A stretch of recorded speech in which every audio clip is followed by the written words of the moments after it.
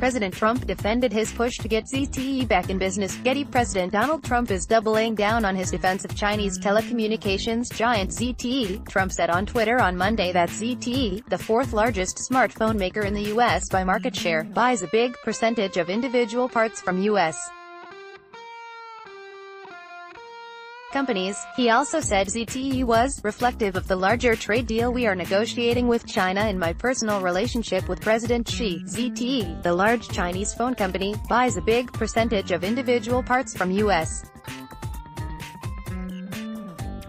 companies. This is also reflective of the larger trade deal we are negotiating with China and my personal relationship with President Xi. Donald J. Trump, at Real Donald Trump, May 14, 2018. This follows the surprising tweet that Trump sent out Sunday, in which he called for the U.S. Commerce Department to find a way to get back into business fast. ZTE faces a denial order from the Commerce Department that bans U.S. businesses from selling it products and services for 7 years, which experts called death sentence for telecommunications equipment maker. The punishment came about because the agency had determined that ZTE failed to follow through on a settlement over selling equipment to Iran and North Korea. The Commerce Department pointed to Commerce Secretary Wilbur Ross' remarks at a National Press Club luncheon on Monday, in which he hopes that we can make a fair deal. The White House didn't immediately respond to a request for comment. ZTE declined to comment.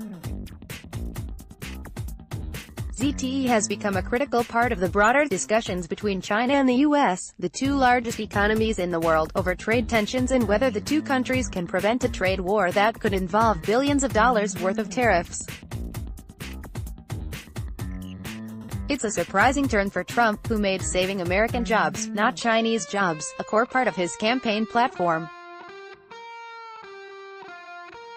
It also stands in contrast with the manner in which the president has used Twitter to attack companies he doesn't like, including Amazon, whose CEO, Jeff Bezos, who also owns The Washington Post, which has been critical of Trump.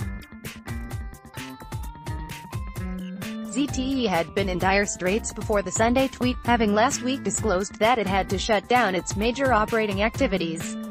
The issue is the ban prevents it from accessing critical and proprietary parts of Google's Android operating system, including its Google Play application store. The company had been quietly pushing to overturn the order and had pegged its hopes on the talks between U.S. and China. According to people familiar with the company's thinking, ZTE has made the argument that it invests a significant amount in the U.S.